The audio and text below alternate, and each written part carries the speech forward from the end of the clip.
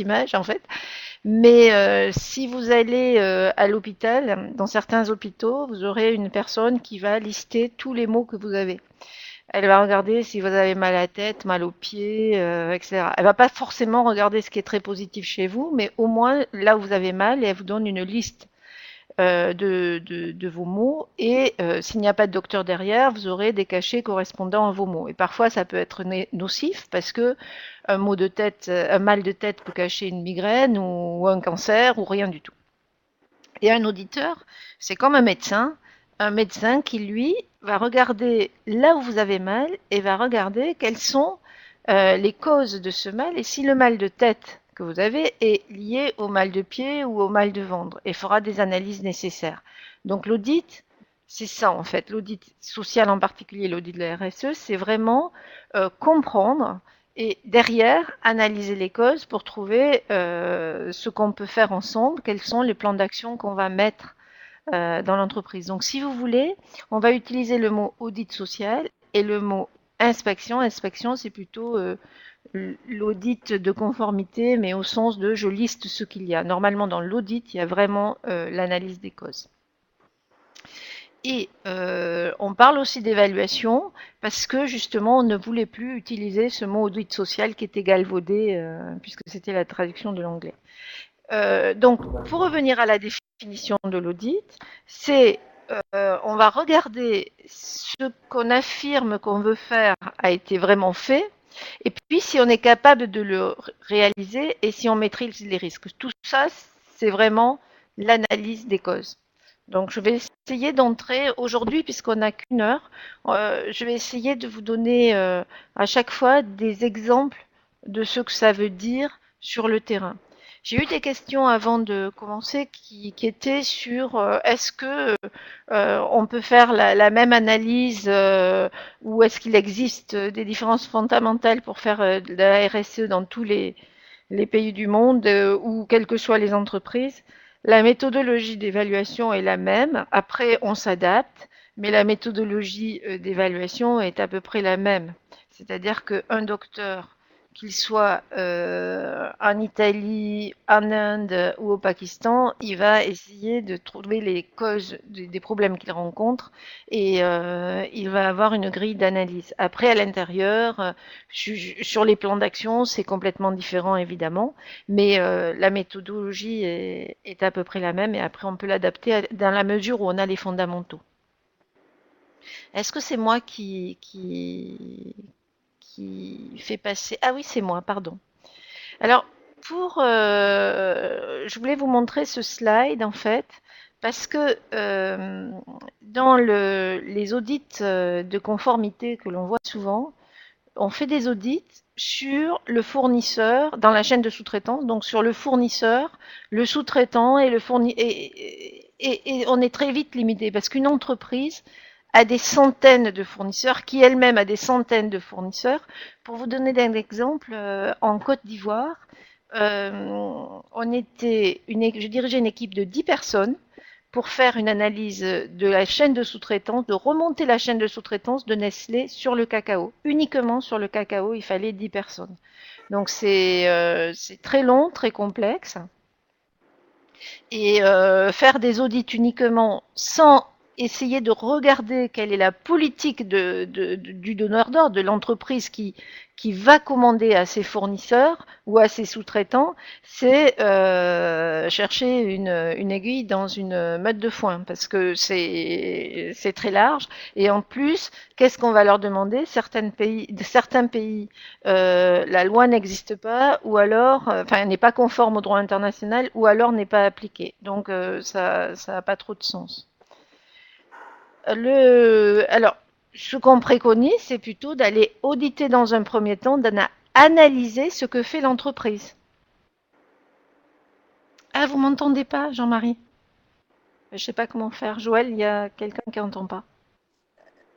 Oui, oui, j'ai vu. Je m'en Euh, occupe. Enfin, j'essaie de m'en occuper, mais d'accord. on t'entend sinon, nous, je pense. D'accord. Alors, donc dans un premier temps, on va essayer de ce que j'ai appelé d'audit d'efficacité, d'analyser quelle est la politique du donneur d'ordre vis-à-vis de ses sous-traitants. Est-ce qu'il le respecte? Est-ce qu'il lui demande pas par exemple, par exemple, sur un produit, on n'évalue pas toute la chaîne intermédiaire qui est nécessaire et tous les pourcentages que vont se prendre les fournisseurs et on estime que le prix du salarié est un tout petit prix alors on n'intègre pas toute la chaîne de sous-traitance, ce qui fait qu'au bout du compte, le salarié du bout de la chaîne de sous-traitance n'aura plus rien ou alors sera en situation abusive ou de travail forcé. Donc c'est vraiment important de bien vérifier la politique du donneur d'ordre. Alors, le fait de disposer de la politique de donneur d'ordre, ça permet aussi de regarder s'il y a eu des changements importants, quelle est la cohérence entre toutes les politiques qui sont en place. Moi, ce que je vois souvent, c'est que il y a une politique qualité avec des questions sur la qualité aux fournisseurs, puis il y a un autre qui va venir pour l'innovation, puis d'autres questions sur la productivité. Chacun a ses propres questions et les questionnaires sur la responsabilité sociale viennent par-dessus et il y a une espèce de fatigue et une absence de cohérence de tous ces questionnaires. Donc c'est important d'analyser la cohérence et aussi les politiques. Par exemple, si on dit aux acheteurs, vous allez analyser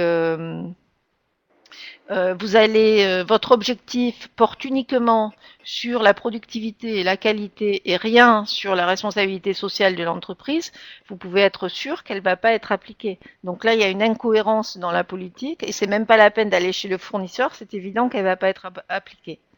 Donc ça, c'est très important de l'analyser dès le départ. Et ensuite, du coup, on saura quand on ira chez le fournisseur qu'on aura sélectionné, et il y a quand même des étapes avant de le sélectionner, du coup, on ira chez le fournisseur pour regarder si la politique du donneur d'ordre est appliquée et pourquoi elle est appliquée et pourquoi elle ne serait pas appliquée. Quelles sont les difficultés qu'il rencontre, quels sont les risques de non-déploiement, est-ce qu'il la comprend, est-ce qu'il la comprend pas. Et de fait, on est dans une situation non pas on est dans une situation non pas de contrôle, mais dans une situation de compréhension. On essaie de comprendre, comme dans la définition que je vous ai montrée plus haut, s'il peut appliquer cette politique, s'il la comprend, quelle est sa propre politique, quels sont les écarts et comment on peut l'aider.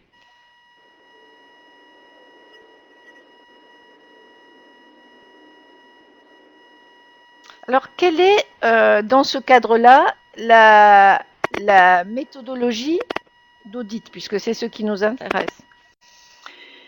Une fois qu'on a analysé la politique du donneur d'ordre, on, on va essayer de trouver les entreprises. Ah, c'est chez moi ça? Je sais pas d'où ça vient en fait le bruit. On entend. C'est soit les personnes au téléphone, soit on a un très léger bruit, ouais, comme un petit bruit de fond. Donc les personnes qui sont, voilà, les personnes qui sont au téléphone, merci de veiller et je vais essayer en fait, je vais essayer de vérifier aussi de mon côté. Voilà, donc les deux personnes qui sont au téléphone, il faudrait vraiment veiller à neutraliser ce bruit. Voilà.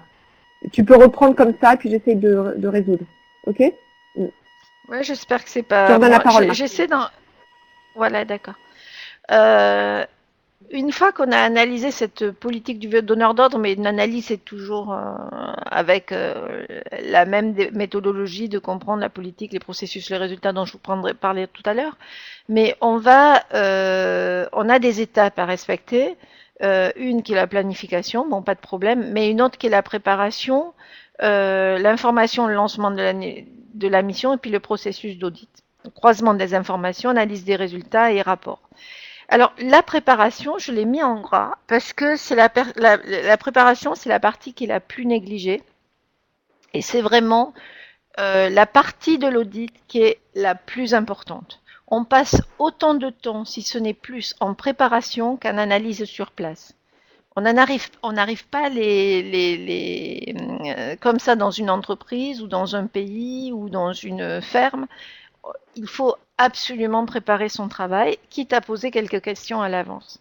Alors la préparation, c'est d'une part analyser quels sont les risques qu'il y a dans le pays, dans le secteur d'activité, dans la région. Si par exemple on a des risques de travail forcé dans le pays, on va approfondir notre questionnement sur le travail forcé et les questions qu'on posera à l'entreprise seront plutôt pourquoi vous n'auriez pas de travail forcé dans l'entreprise, pourquoi plutôt que de vérifier s'ils en ont.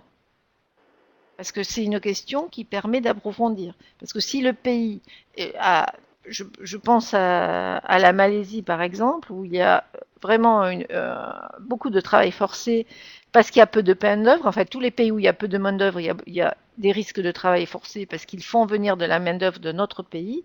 À ce moment-là, on approfondit et on se demande pourquoi l'entreprise, qu'est-ce qu'elle aurait mis en place pour ne pas en avoir. Si elle passe par une agence d'intérim, on a beaucoup de risques, par exemple. Ce sont des clignotants. Ensuite, on identifie les organisations, les syndicats, les ONG qui peuvent aider. On les rencontre. Et puis, on analyse dans la préparation du guide d'entretien les controverses. On va améliorer le questionnaire qu'on a fait en fonction et identifier les personnes à interviewer. Et puis, on introduit cette préparation dans le rapport. C'est-à-dire que dans un rapport d'analyse, on doit toujours trouver les risques pays, pourquoi on a posé ces questions, la méthodologie, pourquoi on a interviewé telle ou telle personne, parce que c'est important. Il faut se dire que si vous n'êtes pas là, dans 2 ans, quelqu'un qui reprend le dossier doit être capable de comprendre pourquoi vous avez fait cette analyse, sur quoi vous vous êtes basé, pour voir quelles sont les évolutions possibles. Malheureusement, dans les rapports d'audit que je peux lire, ça n'y est pas. Alors, l'identification des risques pays, ça c'est quelque chose qu'on a travaillé avec Joël, on a toutes les deux il y a quelques années. Euh, on s'est rapproché des acheteurs d'une entreprise pour savoir quelles sont les cartes pays qu'ils seraient susceptibles de lire et de lire très rapidement. Et donc là, par exemple, on est sur, je sais plus quel pays, je vois, c'est la Malaisie, et on voit que le risque du travail forcé est en rouge, donc derrière, on va approfondir, on peut cliquer sur le point et approfondir. Mais il y a aussi la liste des parties prenantes que les entreprises peuvent rencontrer ou que les auditeurs peuvent rencontrer. Donc ça, quand c'est fait à l'avance, c'est quand même intéressant parce que ça évite de passer du temps sur cette préparation. Il faut beaucoup de temps pour faire une carte pays. Mais si ça c'est pas fait, si vous n'avez pas de carte pays, vous pouvez vous renseigner sur le site du BIT où il y a beaucoup d'informations et notamment les lois du pays. Et ce qui est encore plus important, c'est sur le BIT, le comité d'application des lois qui permet et qui est public avec des implications de toutes les parties prenantes pour savoir comment la loi est appliquée, est appliquée dans le pays. Donc c'est très important d'avoir cette application de la loi.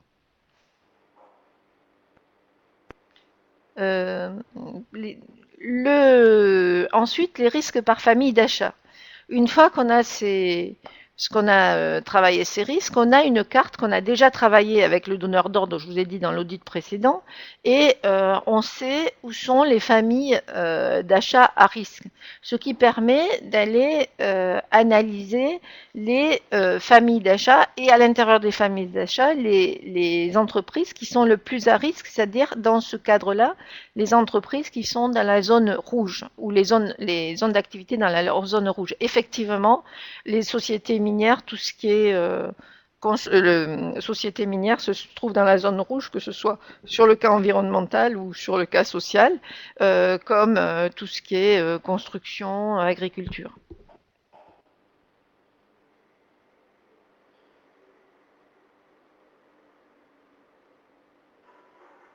Ensuite, une fois qu'on a ça, pour savoir quelle société on va aller auditer. Donc, vous voyez bien qu'on a pu le faire que parce qu'on avait la carte des risques et que parce que les acheteurs pouvaient nous dire, enfin tous ceux qui sont impliqués pouvaient nous dire quelles étaient les entreprises à l'intérieur qui posaient problème.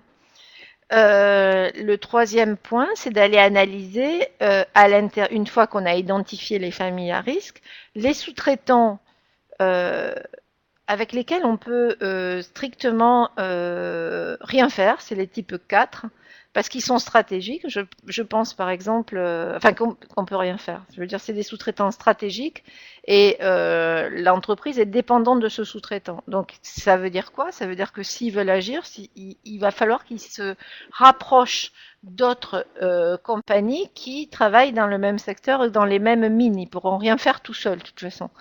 Et donc c'est bon à savoir avant d'y aller. Parce que c'est pas la peine d'y aller pour rien. Donc c'est bon à savoir, il faut essayer de voir, de détecter qui travaille et qui est le donneur d'ordre de ces entreprises. Et c'est typiquement dans le secteur minier, dans les matières premières, où on est assez dépendant des entreprises sous-traitantes. Et à ce moment-là, c'est vraiment important de travailler avec les autres parties prenantes. Le type 3, c'est le donneur d'ordre et le sous-traitant sont interdépendants. C'est le cas idéal et c'est le cas où on peut travailler ensemble pour mettre en place des plans d'action. Par exemple, on a travaillé là-dessus en Chine pour améliorer les conditions de travail des salariés tout en améliorant la qualité et la productivité. Parce que j'ai une question là-dessus sur comment persuader les entreprises. Les entreprises, il faut leur montrer que c'est aussi du business et qu'on peut faire du business sans détériorer le droit du travail et sans écraser les droits de l'homme au travail. Donc il faut parler business aussi. Dans le cas de la Chine, on est arrivé à prouver que c'était qu'on pouvait diminuer les heures supplémentaires incroyables après 60 heures par semaine et qu'on pouvait, et de fait, améliorer la qualité et la productivité. Et c'est parce que le donneur d'ordre et l'entreprise sous-traitante étaient partenaires qu'on a pu travailler ensemble. Ensuite, vous avez le type 2 et 1. Alors 1, le sous-traitant est substituable. Vous pouvez le changer si jamais il, est, il a des conditions abusives, mais c'est ce qu'on ne conseille pas, évidemment, puisque c'est pas de la responsabilité sociale de fermer, de partir, parce qu'il y a des gens derrière. Et puis, le type 2, c'est les sous-traitants qui réalisent une production importante, voire stratégique. C'est juste par la production que l'entreprise est stratégique et là, on peut agir également. Est-ce que, à ce niveau-là, avant d'aller plus loin, vous avez des questions? Alors, on va regarder les questions qui ont été posées. Est-ce que Joël, tu peux m'aider dans les questions qui ont été posées? Alors, on n'a pas eu forcément de questions, mais il y a peut-être une question qui a été posée en fait au préalable avant la réunion, qui était de se dire est-ce qu'on peut auditer les entreprises des pays du Sud comme les entreprises des pays du Nord? Ou est-ce qu'il faut adapter les méthodologies ou le niveau d'exigence ou voilà. Je pense que c'est une question qui était intéressante. Oui. Tout à fait. Alors, la question, là, on a plutôt parlé de l'évaluation en amont, de ce qu'on peut faire en amont pour préparer cette évaluation qu'on va faire, quel que soit le pays. Alors, effectivement, il y a des différences d'approche, mais pas des différences de méthodologie. En ce sens que lorsque vous respectez, si c'est un audit qui respecte l'entreprise ou les gens qui sont en face de vous et qui essaient de comprendre quelles sont les difficultés, quels sont les points forts, quelles sont vraiment la fierté des entreprises qui doivent mettre en place une politique sociale. À ce moment-là, quel que soit le pays, c'est la même méthodologie. Si vous arrivez comme un cow-boy en train de dire vous n'avez pas respecté ça, ça peut pas marcher. Ça peut pas marcher en France, ça peut pas marcher en Afrique, ça peut pas marcher en Asie, ça peut marcher nulle part. Et c'est pour ça que ça marche pas d'ailleurs. Donc le respect, dans la mesure où il y a du respect pour les gens qui composent l'entreprise, du salarié au chef d'entreprise, la méthodologie peut rester la même. Mais quand je dis méthodologie, c'est une méthode d'approche. La préparation, quel que soit le pays, ça sera toujours la même préparation. connaître les risques dans le pays, l'approche, etc. Ensuite, ce qu'on recommande, c'est de travailler quand même avec des auditeurs, non seulement du pays, mais des auditeurs qui comprennent la culture du pays. Par exemple, en Inde, on travaille avec un auditeur, dans l'agriculture notamment, avec un auditeur qui a été un enfant au travail lui-même, qui est un docteur en sociologie et qui connaît très bien les populations qui vont travailler dans les champs. Ça, c'est super important parce que parfois on dit il faut une personne du pays, mais ça suffit pas. Ça suffit pas parce que j'ai vu beaucoup d'auditeurs qui ne respectaient pas ou qui avaient un niveau qui ne permettait pas de comprendre les ouvriers, par exemple, ou d'autres qui ne respectaient pas les managers parce qu'ils connaissaient pas la culture de l'entreprise. Donc il faut quand même avoir, dans la mesure où on a des auditeurs qui connaissent très bien la culture de pays, et qui ont un très bon niveau, qui connaissent bien les RH, à ce moment-là, on peut avoir la même méthodologie. Mais c'est vraiment important de ne pas envoyer des étudiants qui n'ont jamais connu une entreprise faire des audits, ça évidemment. C'est très important d'envoyer des gens qui connaissent. C'est comme si vous étiez docteur sans connaître le corps humain. Il faut quand même connaître la gestion et comment on gère les RH dans une entreprise pour comprendre quels sont les risques et les opportunités. Voilà. Je ne sais pas si j'ai répondu. Écoute, je crois très bien, oui. Merci beaucoup. Et puis aussi, alors, on avait un retour de Monsieur Dabiaté, enfin Diabaté, pardon, du Mali, Oui. Diabaté Moussa Bendeka, qui travaille dans le secteur des mines et qui a mis en place un programme ou en fait pour essayer de travailler avec aussi les fournisseurs des mines. Et pour amener en fait les fournisseurs locaux de ces mines à pouvoir fournir les mines. Voilà, ce qui est un bon exemple Et c'est un programme de comment on peut dynamiser l'économie locale. D'accord. Ouais. Mais ce serait intéressant. C'est un programme sur le Mali. Ouais. Ouais. Et c'est un Non, vas-y, c'est un programme sur le Mali. spécifique aux mines. D'accord. Ce qui serait intéressant justement, c'est, on n'a pas trop le temps là dans l'heure qui vient, mais c'est justement d'en discuter, de voir ce qui a été fait et comment après adapter une méthodologie avec tout ce qui a été fait sur les mines. Mais ce que je dis là, c'est vraiment c'est de façon très large comment la cohérence d'un audit. C'est rappeler les fondamentaux d'un audit. Et après, en fonction du secteur, en fonction du pays, on peut adapter. Mais ça, c'est vraiment des fondamentaux. Parce que le problème, c'est que ça fait 20 ans que je vois les auditeurs passer et ça fait 20 ans que je ne vois pas les fondamentaux respectés. Donc c'est juste rappeler quelques fondamentaux. Et par contre, tout ce qui a été travaillé en profondeur sur les mines ou autres, c'est évidemment intéressant de construire là-dessus, quoi. Ouais. Et de partager, effectivement. Et sinon, ouais. Et je pense, mais après vous pouvez aussi d'ailleurs rentrer en contact et échanger enfin je pense que Monsieur Diabaté interviendra probablement dans un prochain webinaire donc voilà donc peut-être qu'il présentera ça entre autres choses. Et sinon il y a une question de Jean-Marie sur les certifications des minerais. Alors est-ce que tu veux répondre ou est-ce que tu veux que je réponde? Tu peux répondre. Je sais pas si Ah oui, moi je vois pas tout, d'accord, c'est pour ça. Alors oui, puis en fait l'écran passe rapidement donc on voit les questions disparaissent vite. Sur d'ailleurs j'essaie de l'agrandir, sur les minerais, donc le processus de Kimberley, c'est pour certifier que ce n'est pas des minerais de la guerre, hein, donc avec un processus de certification et donc de traçabilité. Après, il y a une autre initiative qui est assez développée, Jean-Marie, c'est sur le code RJC, Responsible Jewelry Code, où c'est pour une certification sociale environnementale, donc sur les pierres précieuses et aussi je pense sur l'or, oui c'est ça, donc c'est sur l'extraction minière qui est utilisée donc dans la bijouterie. Après il y a aussi donc là il y a 10 jours on avait en fait un intervenant en fait qui s'occupe de la certification l'or équitable. Donc une certification qui a commencé en fait en Amérique latine avec un programme pour l'Amérique latine et maintenant qui s'est étendu à l'Afrique. Donc ça s'appelle l'or équitable. Voilà. Et puis à ma connaissance, il y a d'autres initiatives en cours qui ne sont pas forcément encore au niveau d'une certification, mais qui devraient peut-être aboutir dans les années qui viennent, mais pour certifier aussi d'autres minerais comme l'aluminium, c'est Aluminium Stewardship Initiative, hein, ou Aluminium Sustainability Initiative, ASI. Il y a aussi IRMA, un code IRMA qui est en cours de thèse, mais qui est un code très compliqué vraiment pour les grosses mines, qui a normalement vocation aussi à être certifié, mais bon, voilà, tout à fait. Donc Alliance for Responsible Mining, c'est exactement ce que dit Cédric.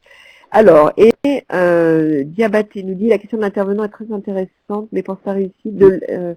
Le sujet remonte à la notion de la sphère d'influence, autrement dit les décideurs, ministres, autorités. Donc pour pouvoir faire passer ma vision, je me suis intéressée aux parties prenantes. ITE, Chambre des mines, ONG, société civile, communauté locale. Très bien, alors ce qui est tout à fait l'approche de Martine. Ben, peut-être vous pouvez continuer de développer, Diabaté, puis on reprendra, je sais, vous ne pouvez pas prendre la parole, mais vous pouvez continuer à développer, et comme ça, peut-être à la prochaine pause de Martine, on pourra reprendre ce que vous mentionnez. Et comment, enfin nous expliquer peut-être comment vous avez travaillé et intégré les parties prenantes dans le projet que vous avez monté. Voilà. Et Martine, je te redonne peut-être la parole. Oui. Merci. Donc le travail avec les parties prenantes, identifier les parties prenantes, c'est évidemment, enfin c'est la base de l'audit. C'est ce qu'on a vu tout à l'heure dans la préparation en fait. Et puis ça serait intéressant aussi pour le plan d'action. Il faut voir aussi comment on peut le faire. Ensuite, donc dans cette préparation, du coup, on va identifier les sous-traitants que l'on va auditer. Alors, je reviens, ça c'était une préparation d'une entreprise. On lui avait demandé avant d'auditer, donc je vous ai mis parce que c'est un cas, mais je vais vous le détailler parce que je ne sais pas si vous arriverez à le lire. Avant d'aller auditer, est-ce que vous pouvez nous donner la définition de travail des enfants, travail forcé, salaire au horaire de travail, liberté d'association? Parce que on s'est aperçu, alors là aussi en faisant le tour, en analysant les méthodologies d'audit, je me suis aperçu que beaucoup d'auditeurs auditaient sans connaître les définitions précises du travail des enfants, travail forcé, enfin et, et quand on voit les rapports d'audit, souvent est qualifié de travail forcé uniquement des actions à partir d'un seul indicateur, genre ils font des heures supplémentaires non obligatoires, ou alors le travail des enfants n'est pas identifié, ou les processus pour ne pas avoir de travail des enfants ne sont pas identifiés, justement parce qu'on n'a pas la définition de ces concepts. Ça paraît un peu idiot, mais franchement, c'est vraiment la problématique qui fait que l'audit est souvent mal fait parce que on ne travaille pas sur la définition.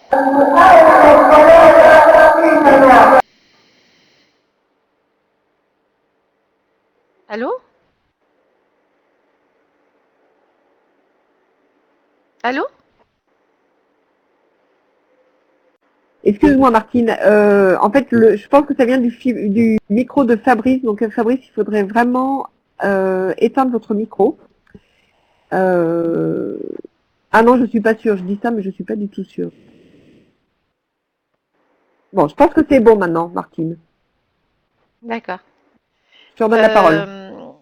Désolée. Donc la définition, j'insiste là-dessus, c'est vraiment important et là, voyez, dans ce cas-là, j'avais demandé à un auditeur et la responsable du développement durable d'une entreprise de nous indiquer quelles étaient la définition de ces concepts-là. Ils l'ont pas donné. Donc en rouge, je sais, mais pourquoi, pourquoi il n'y a pas de définition? Et là, c'était le secteur du bois, donc on avait posé la question. C'est un peu le cas concret de ce que je vous ai dit tout à l'heure. Hein. Quels sont les risques identifiés dans ce secteur-là? Et La réponse est pas de risque identifié. Comment on n'a pas de risque identifié dans le travail des enfants, pour le travail des enfants dans le secteur du bois, mais il faut nous expliquer pourquoi. Donc il suffit pas de dire pas de travail de risque identifié, il faut quand même aller fouiller. C'est vrai que quand on travaille avec des parties prenantes avant, on a ces informations, on ne met pas des points comme ça sans vérification. Après, sur le travail forcé, quand on demande une définition, par exemple, eux, ils disent délai de paiement des salaires, ce n'est pas, voilà, délai de paiement des salaires. Évidemment que ça, c'est pas la définition du travail forcé, puisqu'il y a plusieurs indicateurs. Et il faut partir avec la définition et comment on identifie ce travail forcé avec au moins 4 indicateurs qui sont le consentement, l'absence de contrainte, l'isolement et le fait qu'on prive les gens de liberté puisqu'on on leur prend leur papier d'identité. Donc, c'est pour vous montrer à quel point la définition est importante parce que sinon, on part sur une mauvaise évaluation. Voilà. Puis le salaire et horaire de travail, je demande la définition, loi dans cette région, donc c'est pas suffisant. Donc voilà, cette partie préparation est vraiment importante pour nous aider à aller plus loin. Et pour revenir pour le salaire, quand on est par exemple sur un système, quand on fait l'analyse avant et qu'on est sur un système de salaire à la tâche de façon généralisée ou à l'heure, il est illusoire de penser qu'on va réduire les heures de travail. Pourquoi? Parce que aucun ouvrier ne va accepter de réduire ses heures de travail s'il n'a pas une compensation quelque part. Pour vous donner le cas de la Chine, on a travaillé 2 ans, nuit et jour, Roé est dans l'entreprise que connaît Joël aussi. Elle vit dans l'entreprise. On a mis 2 ans pour faire accepter la diminution des heures de travail par les ouvriers. La première fois qu'ils ont vu leur feuille de paye avec plus de salaire et moins d'heures de travail, ils ont fait 1 heure de grève. Parce que c'était pas, ils comprenaient pas pourquoi. Pourtant, on pensait avoir expliqué, mais suffisamment, pas assez. Donc, ce qui veut dire que quand il y a une culture où on travaille plus pour avoir plus, essayer de diminuer les heures de travail, c'est pas simplement en mettant des badges.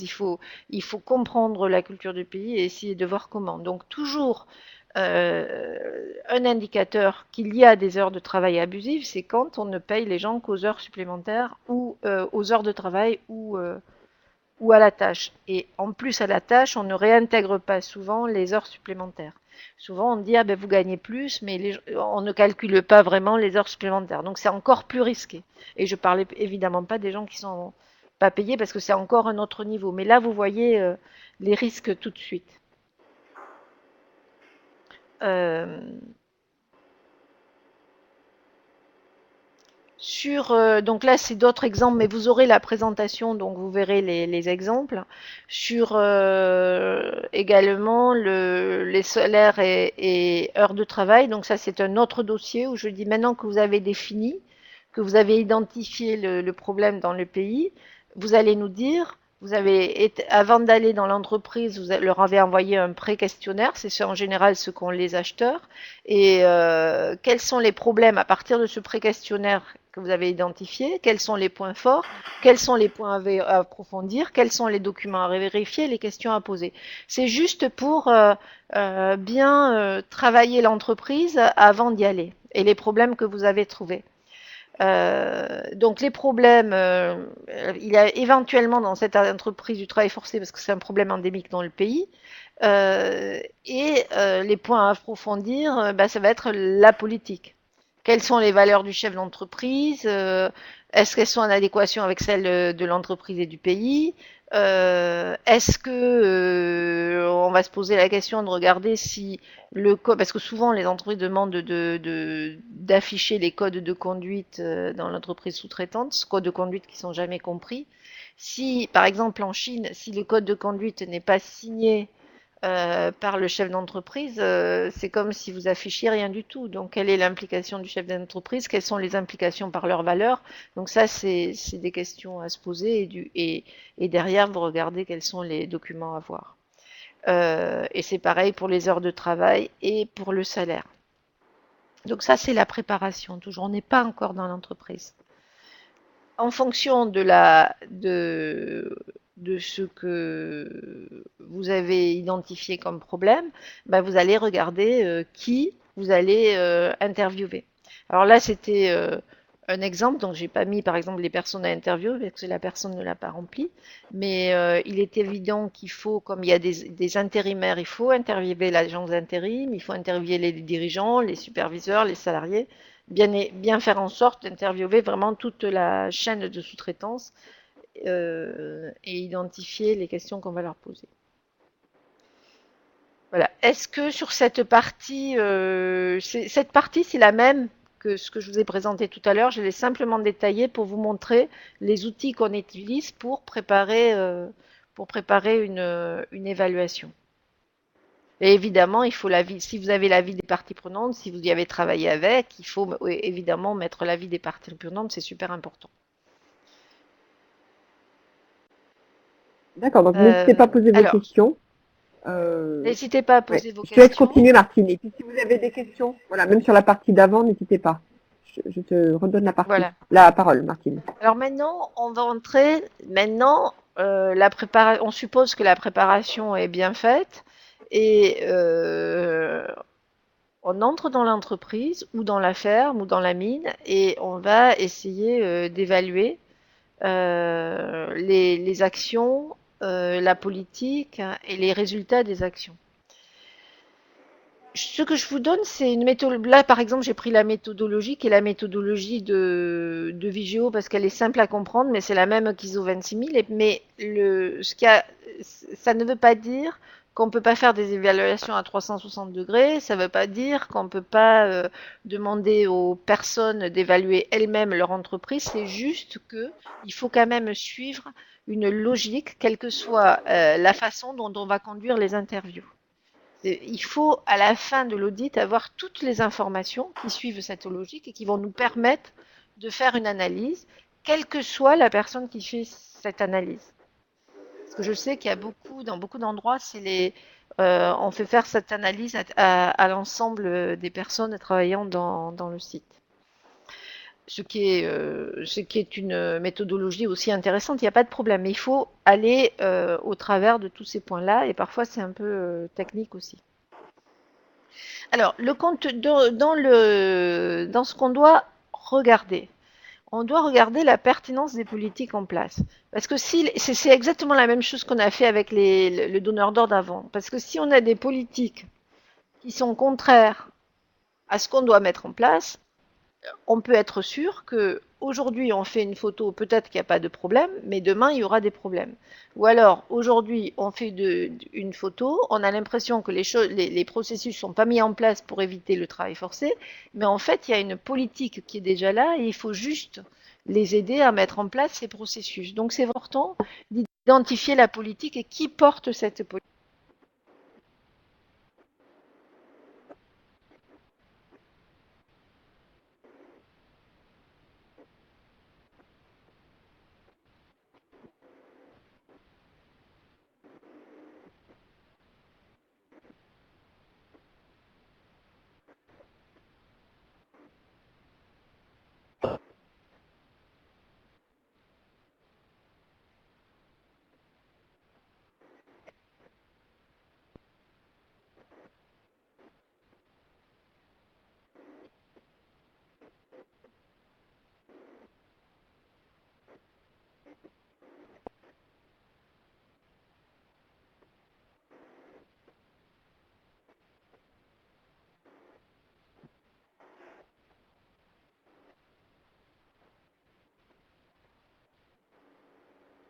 Euh, c'est un mot, c'est un concept, qu'est-ce qu'il y a derrière? Donc ça, c'est quand on analyse les politiques et la pertinence des politiques, c'est tout ce qu'on analyse. Si jamais les concepts sont pas compris, on ne sait pas comment l'évaluer, il n'y a pas de visibilité et il ne peut pas y avoir de portage. Donc déjà, il y a un travail à faire en amont sur ce sujet-là. On est arrivé, pour vous donner des exemples, c'était à Taïwan et ils avaient mis plein d'actions en place parce que les auditeurs étaient venus avec des clés pour mettre les passeports, etc. Mais il n'y avait rien, il n'y avait aucune connaissance de ce qu'était le travail forcé. Il n'y avait pas de politique portée, le dirigeant s'en foutait, donc ça servait à rien. Donc on savait que les processus qui avaient été mis derrière ne servaient à rien si ce n'est à faire plaisir aux auditeurs.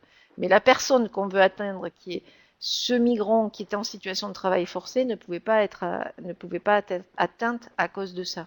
Donc cette analyse des politiques est très très importante.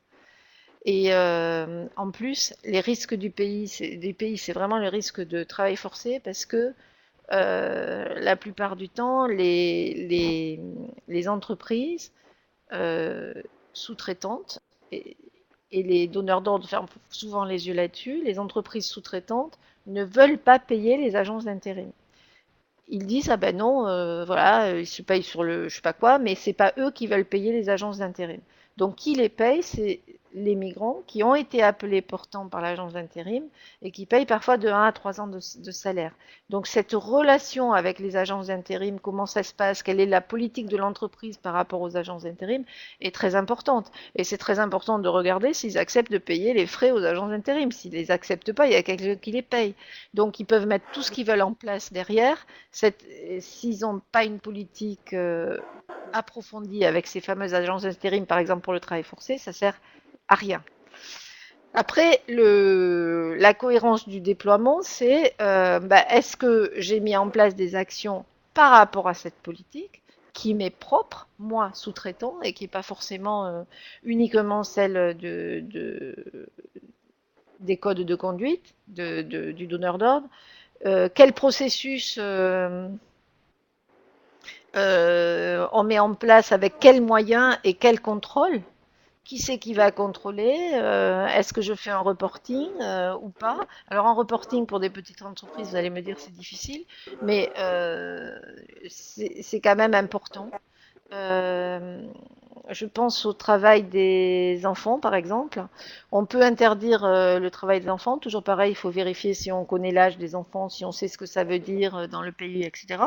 Mais derrière, pour qu'il n'y ait pas de travail des enfants, il faut qu'on ait fait une définition des postes qui permet une définition des postes à risque pour les enfants et pour les femmes et qui permet de voir si les femmes n'occupent pas des postes où il va y avoir des pesticides, surtout lorsqu'elles sont enceintes, des postes qui sont dangereux, par exemple avec des ciseaux ou des cutters pour les enfants, donc enfin les jeunes de plus de entre 15 et 18 ans. Donc c'est important d'identifier les positions à risque, les postes à risque, pour être sûr que s'il y a des jeunes, ils ne sont pas sur ces postes-là. Donc s'il n'y a pas ces définitions de postes dans les processus, on peut vous dire ce qu'ils veulent, le risque est là, le risque existe. Ça ne veut pas dire qu'il y en a, ça veut dire que le risque existe. Voilà. Et en résultat, c'est si là on va regarder les indicateurs, les avis des parties prenantes externes et internes. Internes, c'est les avis des salariés, en faisant très attention parce que trop souvent on ne peut pas, quand on fait un audit, faire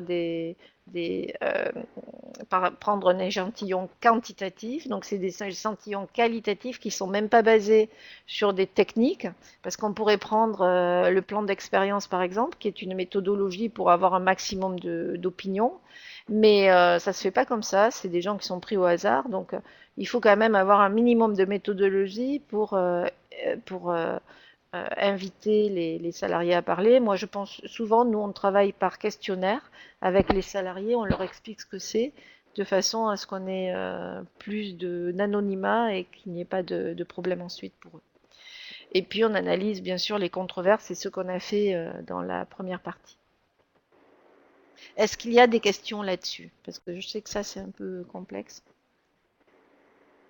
D'accord, oui, Martine. Alors, je pense que oui. Alors, en fait, bon, oui, alors on avait un retour de David, mais je crois que bon, ça correspond aussi à ce que tu disais, mais tu peux peut-être développer.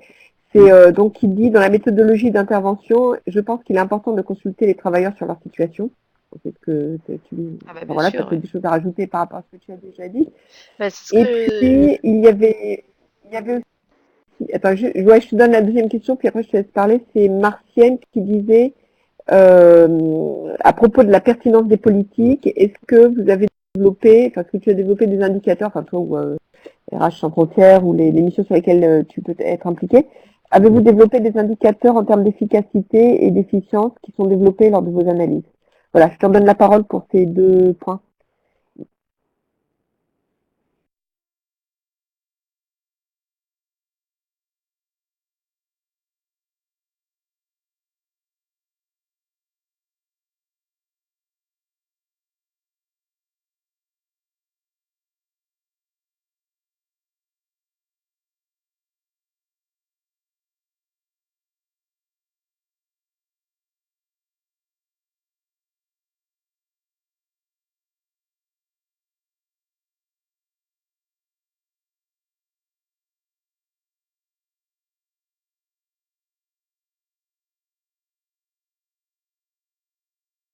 ils peuvent parler 3 minutes ou 5 minutes et directement sur des points, ils ont été briefés là-dessus. Parfois, on leur donne des primes pour parler. Comme il n'y a pas de technique pour choisir les personnes, on met ceux qui paraissent tristes devant parce qu'ils savent que les auditeurs vont les choisir comme ça. Donc, il faut vraiment rester quand même être dans une méthodologie pour permettre de choisir des personnes, un, qu'on ne va pas mettre en danger, et deux, qui vont répondre sans être la voix de l'entreprise. On le voit tout de suite, mais bon. Et ce que j'ai trouvé dans certains pays, c'est qu'il valait mieux fonctionner avec des questionnaires. Et il est évident que dans les avis des parties prenantes, il y a bien sûr les syndicats et bien sûr les représentants du personnel quand ils existent. Donc c'est vraiment une partie très importante, mais il ne faut pas omettre non plus la politique et comment elle est déployée. Euh, en ce qui concerne la question sur les indicateurs en politique, enfin, en fait, il n'y a pas. Je ne sais pas ce que vous mettez derrière le mot indicateur pour une politique, mais par exemple, si on dit on voudrait recruter beaucoup plus de femmes dans une position de cadre en politique, on va devoir après mettre des indicateurs en place pour vérifier que c'est bien des femmes cadres qu'on a recrutées. Et souvent, dans la cohérence des politiques, ce qu'on s'aperçoit, c'est qu'ils mettent des indicateurs sur le nombre de femmes alors que c'est pas ce qu'on cherche en fait. Et autre problème, c'est que souvent c'est pas les indicateurs en termes de résultats, mais en termes de ce qu'on a fait pour arriver à ça. Dans des métiers où il y a peu de femmes, qu'est-ce qu'on a mis en place? Est-ce qu'on a été voir des écoles? Tout ça, ce sont des indicateurs euh, qui sont importants aussi. Est-ce que j'ai répondu à la question ou pas? Parce que peut-être que je suis passée à côté. Je sais pas, Martienne peut Oui. peut-être repréciser. Moi, ce que je me demandais aussi par rapport à sa question, c'était des indicateurs. euh, Oui, alors moi, effectivement, quand je lis sa question, je suis pas sûre de comprendre. Mais oui, donc sur les indicateurs en général, ben ça, bien sûr, il y en a. Sur les indicateurs par rapport à l'efficacité des politiques, je me demandais aussi s'il y a des manières de juger aussi le niveau d'ambition d'une politique. Euh, Parce que, alors c'est peut-être plus sur l'environnement, mais sur l'environnement, si par exemple une entreprise dit bah, je vais réduire de 5% mes émissions de gaz à effet de serre, c'est pas forcément quelque chose de très ambitieux, quoi. Bon, je prends un exemple peut-être un peu caricatural, mais voilà. Oui. Et puis après, je me demandais aussi, c'est comment adapter une méthodologie, ça revient un peu à bon, c'est un peu proche de ce qu'on disait au départ, mais comment on adapte des méthodologies à des petites entreprises qui n'ont pas forcément du tout les mêmes capacités pour gérer justement tous ces aspects sociaux en termes de compétences RH en interne. Oui. Voilà. Je te redonne la parole Euh, et oui. j'éteins mon De toute micro. façon, quand on fait un audit, on a toujours un référentiel. C'est par rapport à ce référentiel qu'on se fixe des objectifs. Donc, en ce qui concerne le social, c'est le droit international adapté au droit local s'il est plus favorable. Donc, c'est ça la référence. Donc, est-ce que par rapport à cette référence-là, est-ce que sur les droits, sur le travail forcé, eh ben, il y a des indicateurs pour définir qu'on ne prendra pas de travail forcé. Et si est-ce que notre politique permet d'atteindre cet objectif-là? Si on va plus loin, alors là, je vais parler des discriminations et de la promotion de l'égalité des chances. Le référentiel, c'est la discrimination, mais on peut aller plus loin en parlant de promotion de l'égalité des chances. Voilà, donc ça dépend aussi, là ça dépend des pays. Il y a des pays où déjà, si on n'a pas de discrimination, si on applique le droit, on est déjà très content. En France, si on applique simplement le droit, on n'est pas vraiment content. Il faut aller, si on dit qu'on a une politique RSE, il faut aller jusqu'à la promotion de l'égalité des chances ou une politique diversité. Donc ça dépend, là encore, mais il y a un minimum qui est le référentiel du droit international. Et l'autre question, je me rappelle plus. Ah oui, c'est l'adaptation aux PME ou aux TPE. Ce que je vous donne, c'est le maximum, c'est-à-dire c'est une logique de questionnement. cette logique de questionnement, il est évident que quand on est dans une petite entreprise, c'est difficile d'avoir un reporting et c'est difficile d'avoir de mesurer des indicateurs quand on a 3 personnes qui travaillent dans l'entreprise. Il n'empêche que c'est quand même bien d'avoir des écrits pour, même si c'est pas complètement formalisé, etc., c'est quand même bien d'avoir des écrits pour savoir où on va. Si vous dirigez une petite entreprise, sur la qualité, sur la production, sur la comptabilité, on vous demande de faire une comptabilité. Il y a une comptabilité, que vous soyez une petite entreprise ou une grande. C'est pas la même que pour une grande, mais il y a une comptabilité. Quand on gère du personnel, c'est pareil. On ne peut pas dire on est tout petit, on gère rien. C'est pareil. Il faut un minimum de formalisation. Voilà.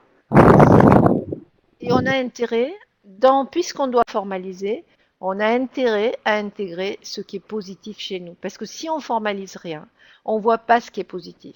Il y a plein de choses. Quand j'évalue des toutes petites entreprises, mais il y a tellement de choses positives. Mais le problème, c'est qu'on ne les voit pas. On a l'impression qu'on applique simplement le droit, mais on voit parfois beaucoup plus loin. Donc c'est vraiment important de se dire, mais qu'est-ce que je fais de bien par rapport à ce référentiel qu'est la loi? Qu'est-ce que je fais de bien? Et c'est bien de le formaliser. C'est ce qu'on demande d'ailleurs. Quand on parle de politique ou autre, on dit, mais de quoi êtes-vous fier? Qu'est-ce que vous avez fait de bien? On n'est pas là pour... on ne devrait pas être là pour dire tout ce qui va mal. On est là pour voir si l'entreprise est fière. Et pourquoi? Quand on pose des questions sur la politique, c'est quelles sont vos dernières réalisations, ce que vous avez fait qui est positif.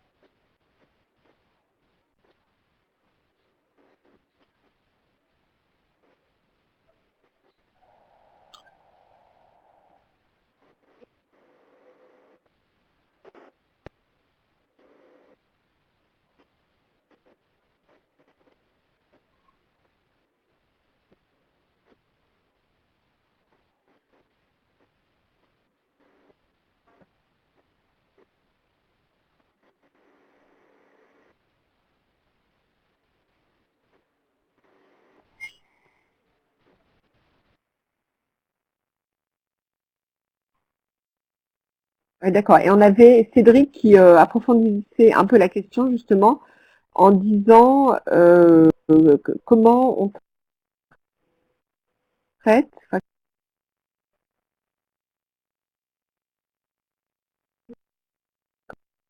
comment traiter les politiques. Je préconise de prendre en compte une entreprise qui n'aura pas forcément des sortes d'engagements visibles, comme de dire à l'entrée de l'usine ou d'une mine qu'il n'y a pas d'enfants qui peuvent travailler dans cet endroit, quoi, par exemple. Comment on traite Je les te redonne la politiques non parole. formalisées? Mais Oui, les enfin, si tu veux, politiques il y a non des entreprises qui formalisées. n'ont pas. Si on leur dit. Ouais, vas-y.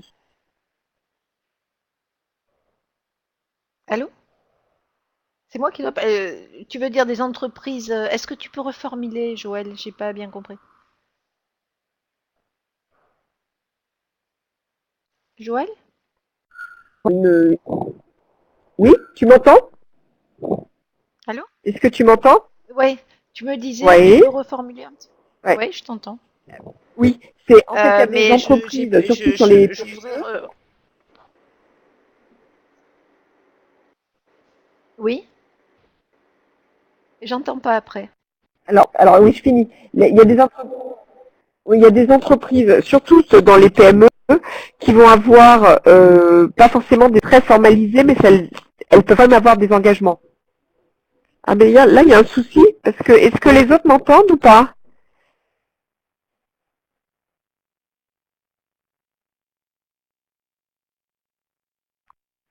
Alors, est-ce que les personnes m'entendent? En fait, ce que je voulais dire, c'est que, parce que demandait Cédric, c'était comment prendre en compte, est-ce qu'on prend en compte mais des engagements qui sont quand même visibles. Voilà. Je sais pas si tu m'as entendu, Martine. Allô? Allô, allô? Oui. Ah oui, non, enfin les coupures, en fait, je pense qu'elles viennent peut-être de ma connexion Internet qui est pas, qui est, ouais, d'accord. Mais je te laisse, est-ce que tu peux répondre à la question de Cédric ou bien reprendre? Je te remets par écrit. Bon, si je comprends bien, c'est comment ce que tu peux. On entend un mot sur deux, donc on ne sait pas de quoi tu. En fait, la question, c'était sur la formalisation des politiques.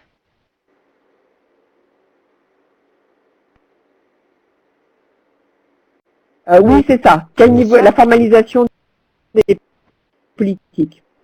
Pas. Parce que ce qu'il y a, alors je ne sais pas si j'ai bien compris dans la question, Oui, tout à fait. mais dans les petites entreprises et les moyennes entreprises, il y a absolument aucune formalisation. Mais ça veut pas dire qu'il n'y a pas de politique, il n'y a pas de choses en place. Et le rôle de l'auditeur, c'est de comprendre quelle est cette politique ou ces processus en place et de les formaliser. C'est de dire c'est pas formalisé, mais vous avez quelque chose en place et voilà comment vous pourriez le formaliser. C'est son rôle, c'est pas de dire ah vous avez pas, c'est pas formalisé, vous n'avez pas de politique, ce qui est complètement faux. Donc c'est pour ça qu'il faut passer par toutes les étapes, par toute la chaîne managériale, jusqu'aux salariés, pour vraiment comprendre comment fonctionne cette entreprise ou comment fonctionne cette mine ou comment fonctionne cette ferme. C'est super important. Souvent, on comprend très vite hein, dès qu'on est au niveau politique et on comprend très vite que quand les choses sont en place ou quand les choses sont pas en place, mais c'est le rôle de l'auditeur en fait, c'est son rôle de tout tricoter, de regarder ce qui existe, ce qui n'existe pas, ce qui est positif, sur quoi ils peuvent s'appuyer. Et souvent, quand on aura les audits, du coup, c'est un éclairage. Du coup, ce n'est pas, c'est un levier de changement. On les aide à avancer et ce n'est pas un contrôle. Alors après, c'est vrai qu'il y a des donneurs d'ordre qui imposent d'afficher travail des enfants à la porte de la mine ou de la ferme ou de l'usine, mais pourquoi pas, mais il faut que ça soit compréhensible, il faut qu'on le comprenne. Ça, je l'ai vu en Côte d'Ivoire. Hein.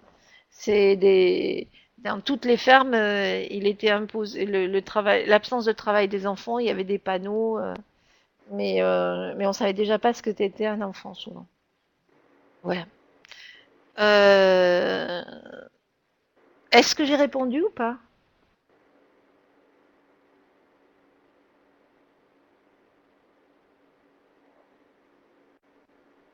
Écoute, oui, je pense que oui, tout à fait. Et tu peux Alors continuer dans peut-être. le voilà, dans le slide que vous aurez, je vais pas, je vois que le temps avance. Je vous l'ai déjà dit. C'est quelle question on peut poser parce que c'est vraiment la partie la plus difficile. Quelle question on peut poser quand on évalue les politiques? Parce que ce que je dis toujours, c'est qu'on parle aux salariés, qu'on parle aux salariés intérimaires, aux salariés saisonniers, aux salariés permanents ou au directeur de l'entreprise, on doit avoir le même respect. Et on ne vient pas avec un a priori. On est neutre. Quoi qu'il arrive, on est neutre.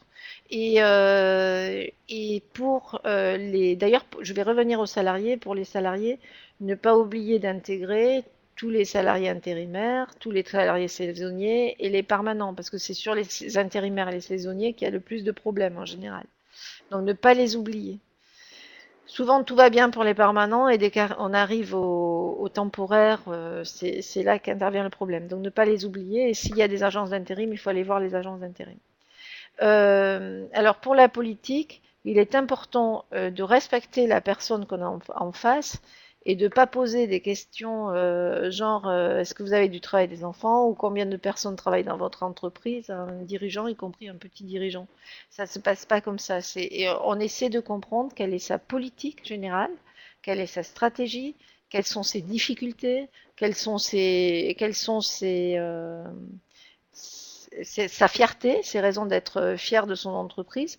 Et petit à petit, on arrive au social et à la RSE. Qu'est-ce qu'il a mis en place dans l'entreprise depuis quelques années qui a amélioré ou pas la situation des salariés, qu'est-ce qu'il en pense, mais c'est une méthode entonnoir. Donc on parle de façon générale de l'entreprise pour que elle parle de façon plus ouverte pour descendre vers la politique sociale.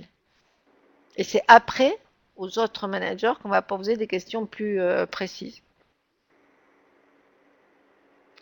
Une fois alors je suis désolée, c'est vrai que c'est difficile en 1 heure d'entrer dans tous les détails, mais une fois que vous avez interviewé tout le monde, que vous avez analysé la documentation, alors euh, il y a des endroits où c'est pas la peine d'aller évaluer des fiches de paye, hein. Si les gens sont payés à l'heure et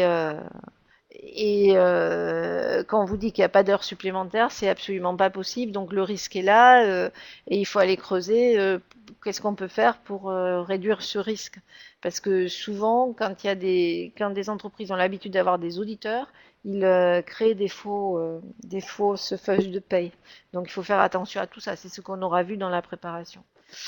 L'analyse des constats, une fois qu'on a toutes les informations, on les croise, et toujours dans l'idée d'être un outil d'amélioration et pas d'être un outil pour absolument être un policier, quoi. Vous n'êtes pas un auditeur, n'est absolument pas un policier. C'est pour ça qu'il aide à construire et qu'il n'aide pas à détruire.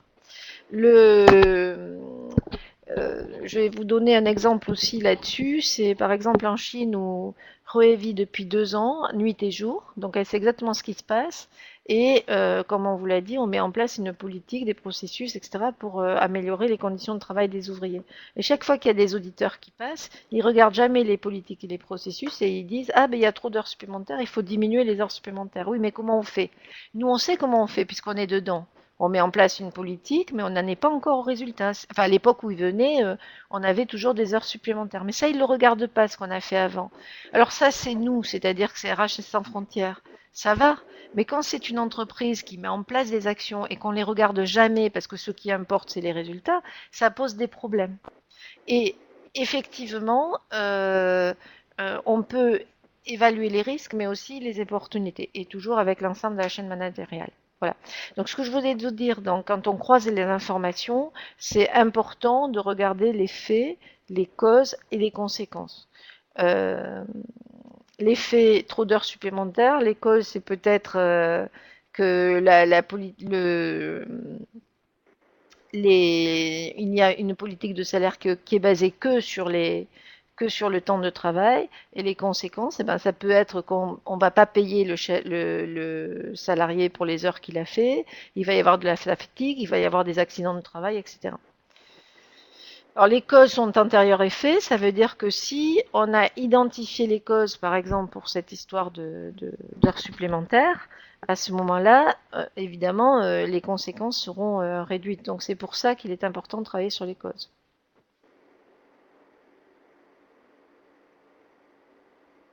Je vois le questionnement de Bitsumanu. Effectivement, c'est très important de prendre ce que je disais dans ma dernière intervention. Il faut faire attention, mais j'ai pas le temps de tout détailler, c'est ça le problème. Quand on travaille quand on est dans la phase d'interview des salariés, il faut évidemment prendre en compte la typologie des salariés parce qu'un salarié qui est permanent, c'est pas la même chose qu'un salarié temporaire et qu'un ouvrier, qu'un superviseur, qu'un cadre. Donc on doit interviewer toute la chaîne managériale et dans la chaîne managériale faire très attention à cette typologie des ouvriers aussi et des gens qui sont là, des balayeurs, enfin de tous ceux qui sont là et qui sont parfois oubliés.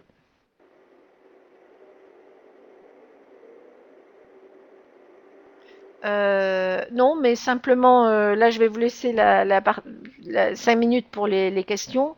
Je voulais simplement dire que dans le rapport, il faut toujours penser que n'importe qui peut lire votre rapport, que on doit, si vous êtes absent pour une raison ou une autre, n'importe qui peut agir derrière. Il faut ne pas oublier la méthodologie, ne pas oublier de protéger les gens qui vous ont parlé. Et dans l'analyse, de bien identifier les clauses et bien sûr de faire en sorte que le plan de progrès soit approprié par les parties prenantes. Voilà, donc n'oubliez pas la préparation dans le rapport, et c'est dans le rapport qu'on voit souvent si les audits ont été bien faits ou pas bien faits. Et on n'est pas tous auditeurs, mais c'est important d'avoir cette méthodologie en tête, parce que comme ça, vous pourrez lire si vous sous-traitez ou si vous donnez des rapports à écrire ou des audits à faire. En lisant le rapport, vous pouvez regarder, vous pouvez voir s'il est bien fait ou pas bien fait. Voilà, merci à tout le monde. Je suis vraiment désolée d'avoir si peu de temps, mais pour entrer dans les détails, mais vous pouvez bien sûr me poser des questions après.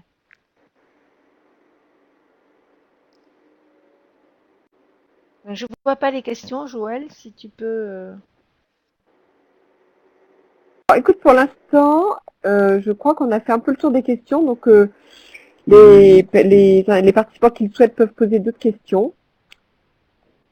Donc n'hésitez pas à poser vos questions. On a encore 5-10 minutes pour Martine. Ah, il y a encore 5-10 minutes Voilà. pour moi, je croyais que Après, moi, c'était fini. je me demande.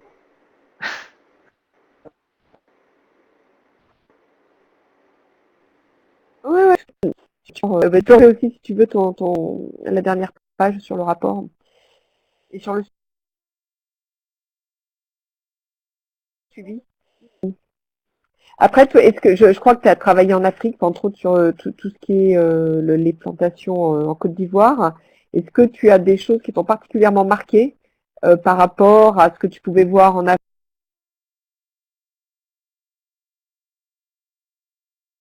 Afrique?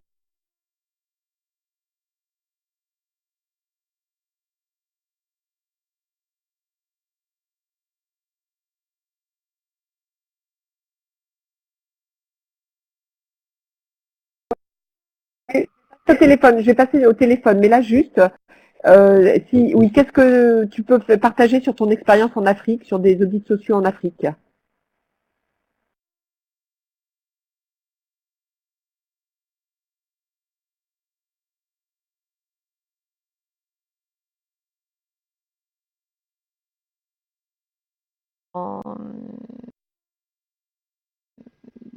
Alors, c'est pas les mines, c'est tout ce qui est eau au Niger et agriculture. Alors après, en Afrique du Nord, bien évidemment, en Turquie et en Côte d'Ivoire, voilà. Et en Côte d'Ivoire, je suis ce qui m'a étonné, c'est que, enfin, dans l'approche de l'audit, hein, surtout dans l'agriculture, il faut vraiment et c'est très complexe. Et on n'a pas comme ça des indicateurs, des checklists, ça peut pas marcher, ça peut vraiment pas marcher. Il faut avoir une attitude empathique, essayer de comprendre pour avancer ensemble et de pas surtout de ne pas juger. Et ces audits qu'on voit à répétition, surtout dans l'agriculture pour le cacao, avec tout cet argent qui a été déversé et qui est, je ne sais pas où il est parti, mais en tout cas, en l'espace de 10 ans, moi, j'ai pas vu d'évolution entre la première fois où je suis allée évaluer les plantations de cacao et 10 ans après.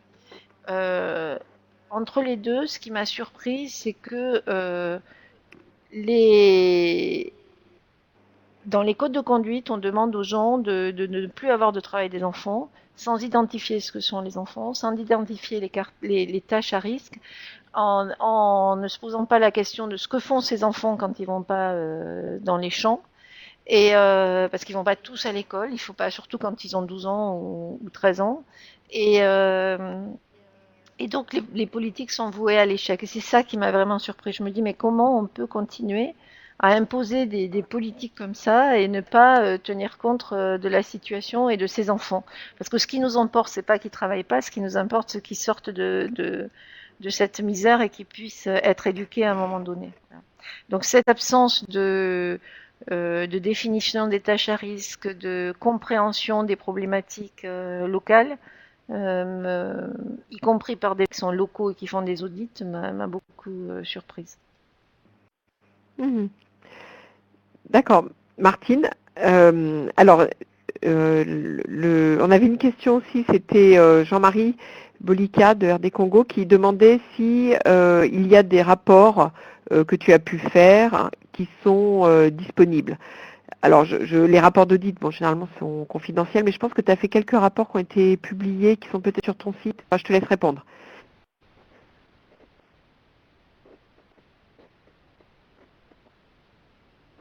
Mhm.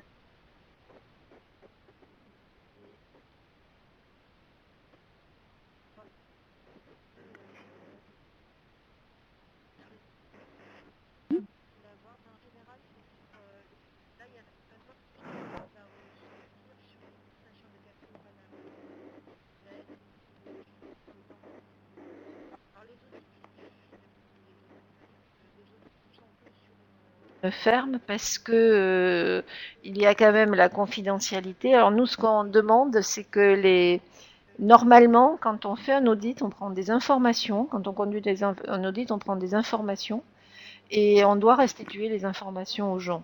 Donc ça devrait être une obligation. D'accord, merci. Alors, on a d'autres questions qui viennent en fait toujours Diabaté, qui demande si si on peut communiquer ton adresse email. Voilà, donc je vais la mettre. Ouais. Mhm. Oui, tout à fait. Ouais, vas-y. Mhm. En fait, ça sera peut-être. Ouais, voilà. Alors, mais ça va peut-être faire le lien avec la partie suivante. Alors, je vais peut-être mettre ton adresse email pour les gens qui le souhaitent. Martine. Donc voilà. Et puis, voilà. Vas-y.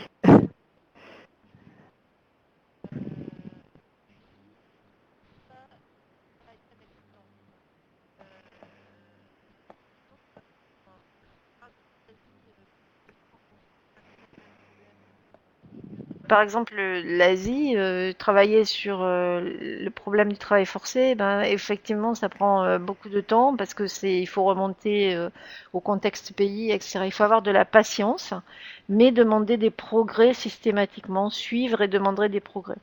Et ensuite, dans le plan de progrès, nous, on propose un plan, mais c'est vraiment à l'entreprise de nous proposer un plan adapté en fonction de ce qu'on dit, qu'elle se l'accapare, mais il faut suivre complètement. C'est-à-dire qu'en général, tous les mois, on demande ce qui s'est passé, où on en est, etc. Mhm. Et il faut prendre Ouais. le temps. Il faut avoir le temps. Et il faut vraiment. Il y a vous avez trop d'heures supplémentaires, il faut faire moins d'heures supplémentaires, ben ça ne va pas se faire en 2 secondes. Hein. Il faut mettre en place les Mhm. actions. Voilà. Donc il faut vivre avec le temps, il faut accepter d'avancer d'un pas et de reculer de deux. Dans le social, c'est pas comme des actions comme la qualité ou l'environnement. On travaille avec des hommes, donc il faut, comme je vous ai dit, on a quand même déclenché une grève en améliorant la situation des salariés. Donc c'est pas si simple que ça. Mhm. Ouais. Donc Donc oui, tout à fait. il faut être vraiment humble et avancer, accepter ça. Voilà. Ouais. Et voilà, et donc toujours, en fait, c'est peut-être un peu dans le même ordre d'idée. Donc David qui demande si tu as déjà pu avoir des sentiments de découragement au cours de tes audits. Je ne sais pas si c'est aussi du vécu du côté de David. Donc Martine, est-ce que tu as pu être découragée Joël, je pense que par toutes les certains... deux, on a pu être découragés ensemble à un On a... moment donné Oui, dans une entreprise. exactement. Voilà, on a suivi Ouais, toutes les deux une entreprise pendant 2 ans, hein, et on a ouais, eu des moments de découragement, mais on a continué, continué, continué. Voilà. ouais. Mais ceci dit, on a continué, on a réussi à ne plus avoir de travail forcé dans cette usine, donc on pourrait crier cocorico, mais à côté de ça, ils l'avaient tellement pas intégré dans leur politique, hein, malgré notre suivi, que maintenant les abus se reportent non plus sur les étrangers, sur les migrants, donc il n'y a plus de travail forcé, mais il y a du travail abusif. Donc hop, Hmm. on recommence et on ne veut pas les lâcher parce que sinon ces gens-là, ils vont aller où? Donc voilà, c'est compliqué. Voilà. Ouais. Alors oui, moi sur le découragement, oui c'est vrai, c'est quand tous les indicateurs sont quand toute la situation est très négative, hein, et c'est ce qu'on a peut-être pu vivre ensemble. Et aussi quand on a vraiment de la mauvaise foi en face aussi, et bon, on se dit, c'est très dur d'agir, quoi, en Ben, fait. c'est le cas qu'on a eu Euh, en fait. Voilà. Alors oui. Et puis alors après, donc on a plusieurs questions qui fusent. Donc c'est un vrai plébiscite pour toi et RHSF. Donc Cédric qui demande quels sont les projets de RHSF en Afrique centrale. Fabrice, pardon, qui travaille donc à l'ISSTE, Institut de santé sécurité au travail et de l'environnement, et au Cameroun. Et donc il demande si vous avez déjà fait des projets avec des médecins du travail. Et Cédric, enfin, qui demande donc, quand va être réédité l'ouvrage sur l'audit social. Alors, aussi, donc je vais peut-être te laisser répondre. Ce que je voulais aussi dire, donc c'est effectivement, tu parlais d'un projet commun, c'est qu'en fait, nous, et puis ça fait partie de ce que je vais essayer de présenter après, on aimerait bien donc s'appuyer sur cette série de 10 webinaires qu'on organise, donc qu'on organise aussi en partenariat avec RHSF, hein, et aussi avec d'autres partenaires qu'on annoncera plus tard. On aimerait bien, si vous voulez, qu'au-delà du webinaire, on continue les échanges et qu'on continue d'échanger. Donc on ne sait pas, mais ça peut être sous forme de forum sur le web ou de listes de diffusion avec laquelle on échange, ou de groupes LinkedIn, hein, par exemple. Donc on va essayer de réfléchir à ça. Et si vous êtes intéressé par ce genre de choses, dites-le nous. Voilà, mais on va peut-être y revenir dans quelques minutes. Et voilà, il y a aussi une question de Céline, je crois, Pozobon. Quelle formation pouvez-vous conseiller par rapport aux audits? Voilà, je te redonne la parole avec toutes ces questions. Martine. Moi, sur l'Afrique, ça c'est avec. Si on a un projet, c'est avec Joël, parce que enfin, franchement, on travaille bien ensemble, donc très complémentaire. Donc je laisse Joël répondre. En ce qui concerne c'était quoi? C'était les formations. Je sais pas trop. Il faut que je demande ce qui existe. Vous êtes où en fait? À quel endroit pour la formation? En France, je Les pense. forma- En France? En France, il faut se rapprocher de l'Institut des auditeurs sociaux, l'IAS, et ils donnent toutes les formations qui existent. Mais, enfin, à mon avis, pour être auditeur social, il faut bien connaître la gestion des ressources humaines et avoir un peu travaillé dans l'entreprise pour avoir une vision globale de l'entreprise. Et la formation vient après. Si on a ça, la formation, c'est simple. Mais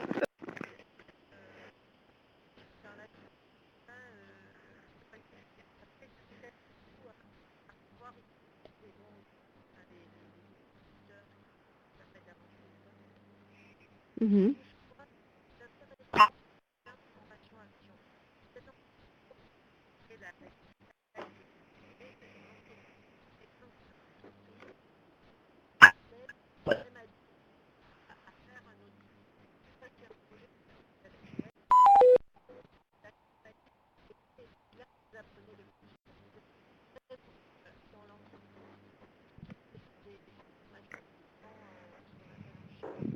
Mhm. Ouais, tout à fait. Euh, Qu'il serait possible de... Oui, bien sûr, les présentations vont être diffusées, hein, tout à fait. Euh, Après, donc sur Céline, je pense qu'il y aurait vraiment matière à continuer aussi d'échanger après. Bon, on va essayer de regarder sur toutes ces formations. Donc déjà regarder l'Institut des auditeurs sociaux. Je pense qu'il y a aussi des choses intéressantes pour nos collègues africains, hein, sur le site web de cet institut. Après, il y a aussi un certain nombre de formations. Alors, je ne sais pas ce que Martine en pense. Enfin, je crois qu'elle n'en pense pas forcément un bien immodéré, mais enfin, sur des formations, par exemple, pour être auditeur SA 8000 ou auditeur d'autres standards par rapport aux droits sociaux. Voilà. ouais, non, Oui, je pense vraiment que Martine. bon, les SA 8000, ça vous donne je l'ai suivi, donc je la connais un peu. Ça vous donne une idée de ce qu'est un audit RSE, un audit du fournisseur, mais c'est vraiment des audits de conformité. Mais il faut je crois qu'il vaut mieux si vous êtes dans une entreprise. Faire une formation vraiment adaptée qui vous permet, vous, de voir comment ça se passe. Il faut mettre les mains dans le cambouis pour comprendre. Y compris si vous, derrière, vous donnez des audits à faire à d'autres. il faut le faire soi-même au moins une fois et regarder comment ça se passe. Donc c'est plus adapté.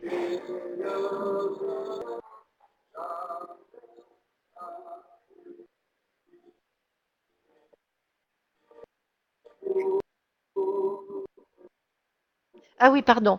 Non, on n'a pas de projet spécifique avec des médecins de travail parce que on est sur la santé et sécurité. Chaque fois, on va travailler plutôt avec des gens beaucoup plus spécialisés que nous. Mais par contre, il est évident que chaque fois qu'on arrive dans un pays, qu'on travaille avec, par exemple au Panama, on a été voir les dispensaires, on a été voir le ministère de la santé de la santé, on rencontre les médecins du travail, on essaie de voir quelles sont les maladies, ça c'est tout spécialement dans l'agriculture, quelles sont les maladies qu'il y a maladie des enfants, ça, pour voir si c'est pas dû aux pesticides ou autre. Donc Ouais, c'est vraiment ouais. important c'est la préparation, hein, c'est la préparation de voir vraiment ces parties prenantes là. Mais j'ai pas de projet spécifique avec les médecins du travail et parce que il n'y a pas actuellement. Par exemple, là, on met sur le comité santé sécurité en Chine, ce qui n'est pas évident. Il y a un syndicat qui nous aide, voilà, qui est venu voir le projet et qui nous aide. Et ça peut être pareil pour la médecine du travail.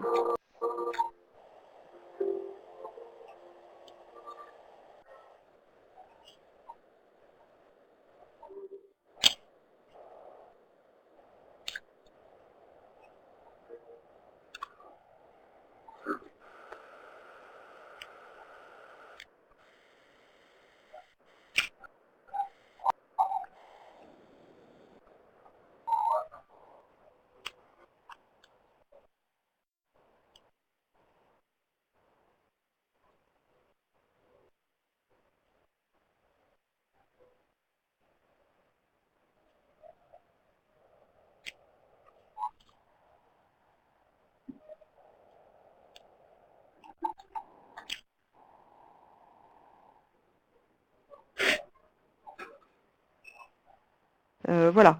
Donc, d'ailleurs, donc par rapport à cette série de webinaires, donc notre objectif c'est de la commencer, enfin de la continuer plutôt fin mars et que ça dure un trimestre. Mais on va revenir et puis vous pourrez nous donner vos opinions.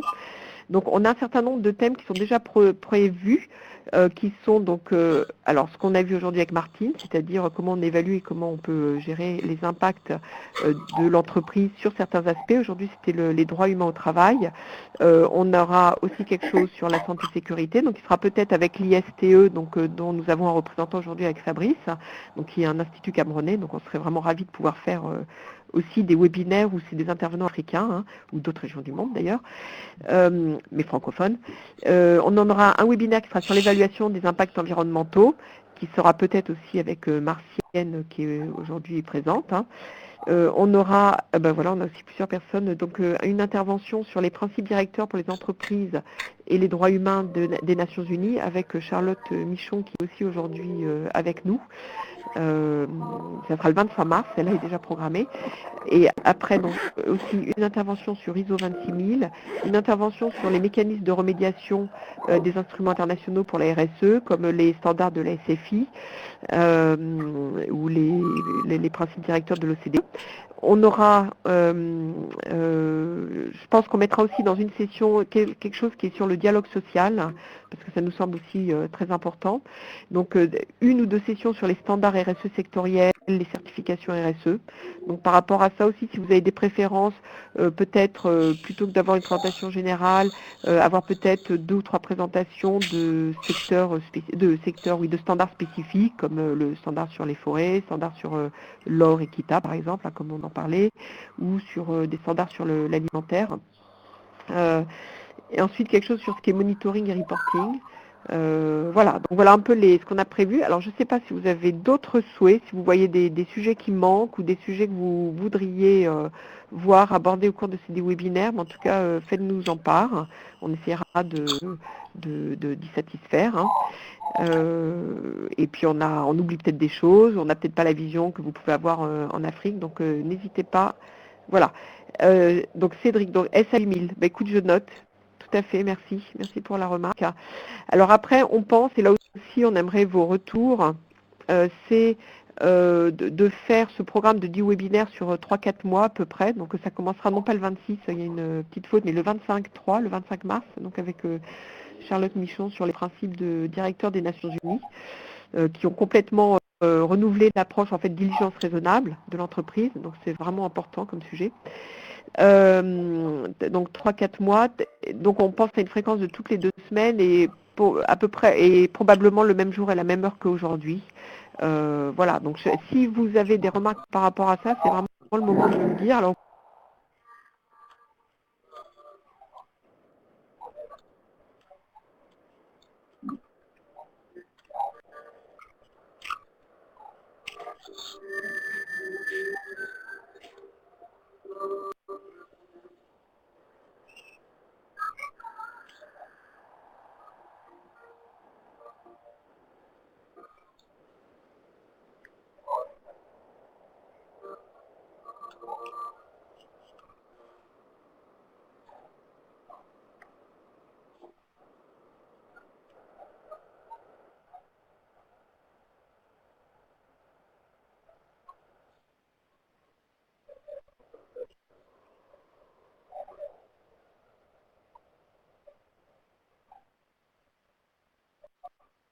des MOOC, mais bon, voilà, sur les différentes sessions.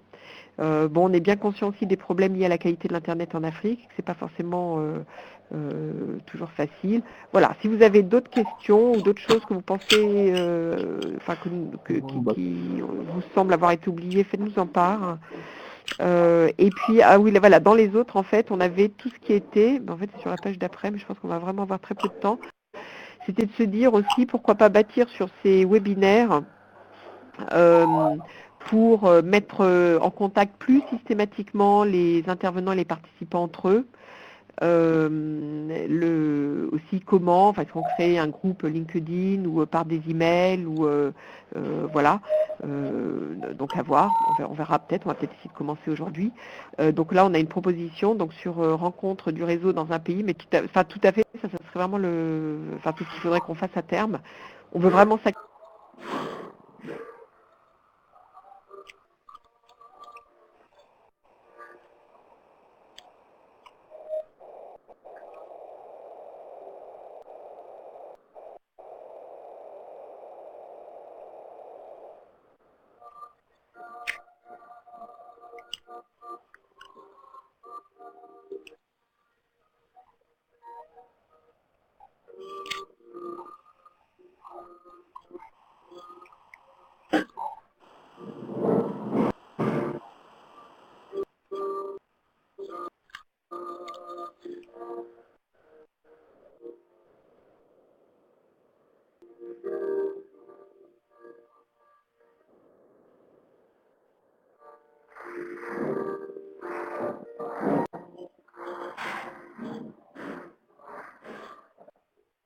Ou d'autres types d'outils